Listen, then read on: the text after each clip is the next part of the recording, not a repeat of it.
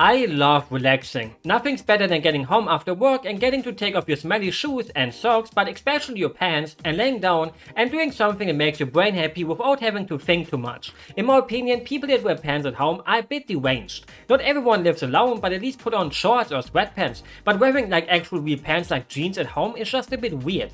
Just a little warning, this is about my own favorite relaxing games and will include pics that will maybe make you think, huh? How is that game relaxing?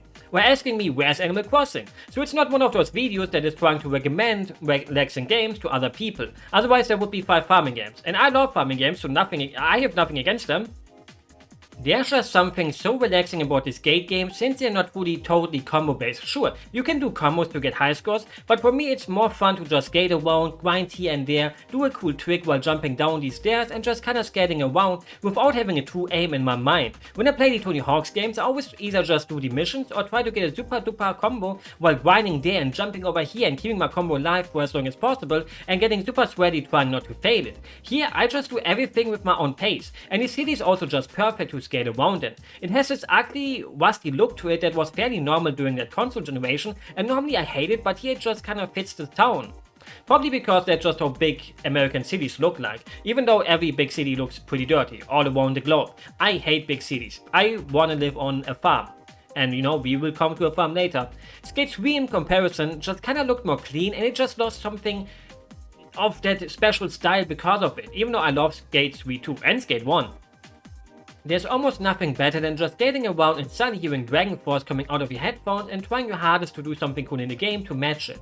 Always great to just put the game into PlayStation 3, play and fool around for a bit and then just shelve it again till the next time, which sounds almost like an insult to the game, but that's just how relaxing games are for me. I can always just play them a little bit here and there, put them back into the shelf, and then I can come back to them 2 weeks later, 4 weeks later, but eventually I will come back.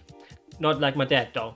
That was an unfunny joke. And despite these skate games being fairly complex with their controls, it's pretty easy to get back into them when you played it a lot before, so you can always just skate around again and just try to do cool shit. Or break all your bones, both are fun. Except maybe in real life. Luckily so far my whole life, I only broke one of my fingers once, even though it was not my fault but my friend's fault, he kinda made me break it.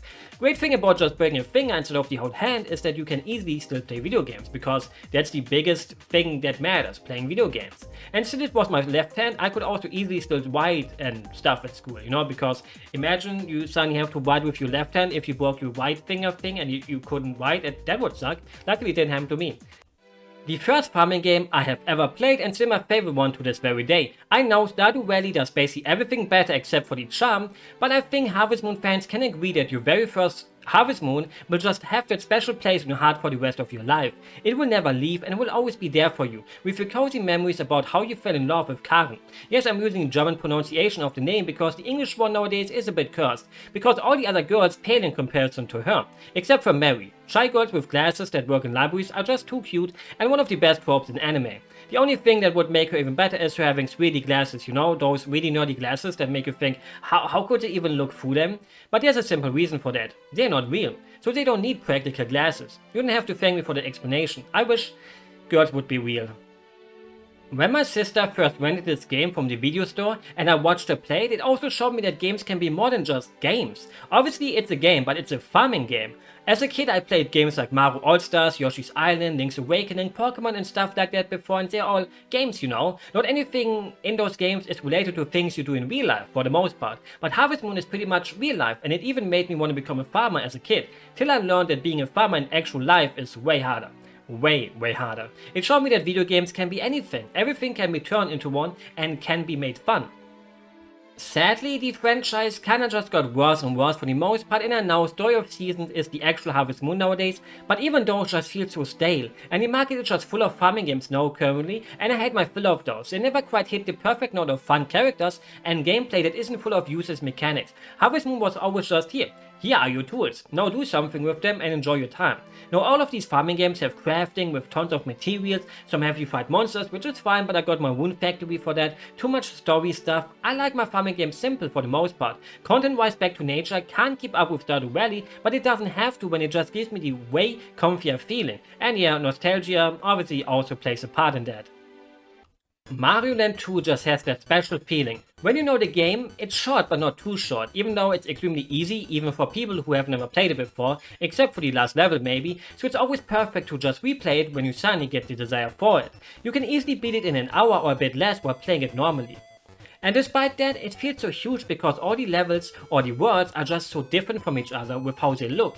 I really wish they would just go insane with the level design ideas again in modern Mario. Yeah, Mario Wonder still doesn't really truly fix the problem of Grass World, Desert, Desert World, Jungle World, etc. In this game you got a haunted graveyard with a haunted mansion, you go into a whale, a tree full of bees, a little toy Mario and more. These level ideas just feel like they're from a totally different franchise than Mario if you compare it to the typical Mario worlds. The short length, the variety and the easy difficulty just make it perfect for a comfy playthrough when you don't know what else to play. It's probably the jump and one I have played through the most because of that. Look, you can even enter Mario's stick and the level has tons of balls, so yeah, I think it's mandatory to make that joke, if you can even call it a joke. My apologies. This level introduces one of my favorite enemies though. Look at this grumpy talented bear on a board. Isn't he cute? I also always love the little Jason enemies. If Nintendo ever for some reason decides to make a remake of a 2D Mario, it should be this one, unless they ruin it, but they wouldn't, right? For most people, this would never become a relaxing game, even if they have played it for countless hours, because Isaac is a game that normally just kinda kicks your ass, even if you're good at it. But for me, it's the perfect zone out game. I put on my favorite music or a fun video or stream on my second monitor and just start a one, and maybe another, and then one more before I realize it has been way too long and I gotta do some productive things now, like cooking some tasty food or taking out the trash at 4 AM, because I don't want to meet any of my neighbors when I bring it out, since for some reason if you do it at a normal time, they will always somehow show up. I don't get it. It feels like they just wait to hear someone else's door open to just decide, yep, gotta go out when they go out, so you have to greet them with a shy hello in a small voice and wish them a good day. And I hate small talk with my neighbors, not because I hate them, but because I hate small talk in real life. In online it's fine, but in real life I'm gonna have a heart attack. There's just no other roguelike like Isaac. So much variety and it just does not get boring, and even if it does, you can stop playing for a while and come back and boom, it's fun again. In other roguelikes I always hit a point where nothing makes it fun again, most likely because they are just not super duper over the top as Isaac. Even if many fun things get nerfed, there's also just tons of mods that add new custom items or characters. The thing is also, you can play the game like a total pro, always trying to make the best decisions and think about how you approach your run and all that, which makes the game even less relaxing since some things are timed and stuff, but I'm the kind of person who just goes into the run and thinks, yeah, I got no plan what I'm doing, unless I want to unlock things. Then I look it up on the wiki first and have some unrelaxing ones to do some unlocking. I have no idea how some of these things that you can unlock are ever meant to be found all by yourself without looking it up, but congrats to the people that can do that by themselves. You are way smarter than me, which isn't hard to do, so it's not a compliment, but it kinda is a compliment. Sorry for the self-depreciation. I can't even say that word. You are great and I'm great too. Probably my favorite normal racing game of all time. If we stretch the definition of a normal racing game, sure. It's really arcadey but uses normal cars and it isn't a kart racer. Trackmania is just the perfect racing game for people like me who don't really care about cars at all and are not into actual racing simulators like Gran Turismo. If that even counts as a racing simulator for the really hardcore racers who have a €2,000 or dollar setup for iRacing or something. Trying to make the original or Sunrise one on a modern PC nowadays is a total pain in the butt, and luckily the Wii version is basically DOS game anyways. I really need to get around to making myself a nice Windows XP PC that can run all of those old games I enjoyed as a kid. Would be fun to finally experience them again without tinkering around and having to download so much extra stuff and wasting like hours to make them run just to find out it does not work. But yeah, Trackmania, what an amazing series that sadly just lost its magic for me the longer the franchise went on. I can always just put the game on and race around like for a bit, trying to beat my older times and think about better times in my life when I played the first Trackmania online all the time with a friend and he even got a girlfriend on there, which made me a bit jealous. Didn't last long though. It was also the only Trackmania where I actually built my own tracks, and I love to build fairly long ones, even though I prefer to play on servers that only had tracks under a minute. The reason for that is that I always matched them with the length of a song I really loved at that time. My longest one was around 9 minutes because I was obsessed with Jesus of Suburbia from Green Day. 2005 was a good year. Take me back, please.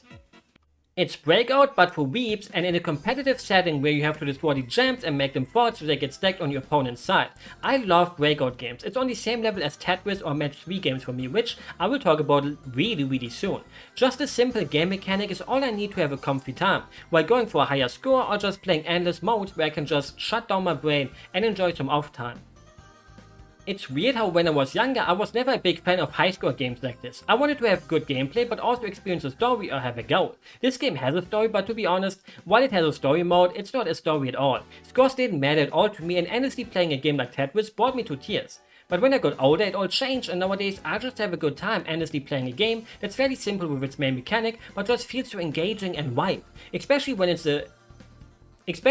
as weeby and colorful as Pucci Karat. It's just already really fun to look at too. It really helps a game like this when the backgrounds are just not grey or black like Tetris back in the day. A good aesthetic is really important too. If you got the choice of staring at an orange wall or a white wall, what wall would you rather stare at? Yep, the orange one. Unless you hate oranges, and I can totally understand that if you get reminded of the annoying orange whenever you see one. One of the earliest VTubers of our times if you think about it. There's just nothing like playing the best football game ever created. The feel of the game is just untouchable. It feels like as if you're actually on the pitch playing football yourself. Well, that was maybe a bit too much, and I wouldn't go that far. It's just too much fun to keep restarting Master League mode, where you start with really average and bad players and have to try to build an ultimate team with the resources you start with. You don't really get too much money, so the first season won't go well most likely, and you have to fight for survival. And eventually you get some wins here and there and actually get first or second to go into the first division and have some decent cash to spend it on either youngsters or just spend it on an extremely expensive player and hope he can carry you through it. Sadly, eventually you get all the players you want though and just waffle stomp. Damn, what a word, haven't used that one since like 2010. People nowadays just don't really say waffle or noob or any of those words anymore. What sad times we live in. The competition and you think, yep, got enough for a bit, and next time I play the game again, I will just make a new save with the Master League and do it all over again for the 50th time. I always love trying to get some Dortmund players since that's my favorite team, especially Dede, Rosicky, Ricken, Weidenfeller and Koller from back in the day, total legends, even though PES 5 came out around the time where being a B4B fan was kinda rough, except for the Schalke game in 2007 with Ebi Molarek shooting that special second goal and nailing the nail into the coffin of destroying the title dreams of Schalke 2 match days before the end of that season. I actually watched that live on our confirmation trip from church. I'm not religious, just like 99% of the other kids who do that confirmation stuff at church, because if you do it, your parents buy you presents and stuff, and going to church on a Sunday for a couple of months for that is pretty worth it, mostly. It's like a second Christmas that year. And everyone in the room was a Dortmund fan except for one Schalke fan, and I actually felt really bad for him. Maybe he was an actual believer in God, and that day made him stop believing in God. For people who don't know football, Dortmund vs Schalke is basically one of the biggest derby rivalries in football. A derby is like basically when two teams live really close to each other.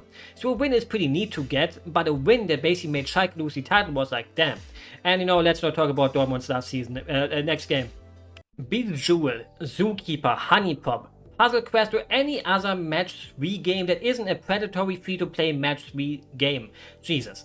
No, sadly I'm not a 41-year-old MILF that's in her midlife crisis after the kids left home and her husband is always working, so she has nothing to do except driving an affair or playing Match 3 games on her phone all day, while also sometimes going on a walk with the dog, which is most likely going to be one of those tiny ones that look like rats. There's just something comforting about these kind of games for me, despite not being a MILF in her midlife crisis, because that's mostly the audience of Candy Crush. It's basically just like with Pucci Karat. I just love games with these simple mechanics that just kinda get you addicted to them. All you gotta do is match tiles together. It's the perfect little time waster when you wanna sit back, but especially Puzzle Quest since it has an actual adventure mode with a simple story, but deeper gameplay than most of these games since you got the RPG aspect of it. I know it has shovelware game vibes, but it's an amazing game. The first and second game at least. The third one sadly fell to the hell of microtransactions because it's free to play and you can guess what that means. Also, I love Peggle so much too. Like the video if you're also a fan of getting pegged to show your support to the Peggle community.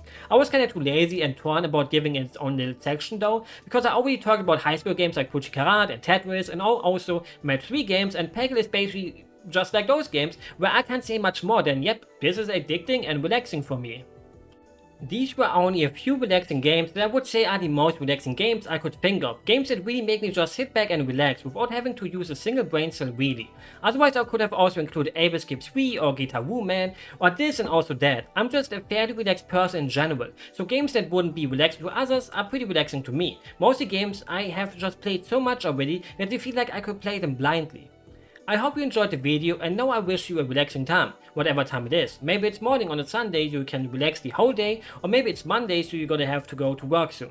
Or you already went, so now you can relax. But I hate work. I shouldn't talk about work. So have a nice day, or night, or sleep, or afternoon. Enjoy!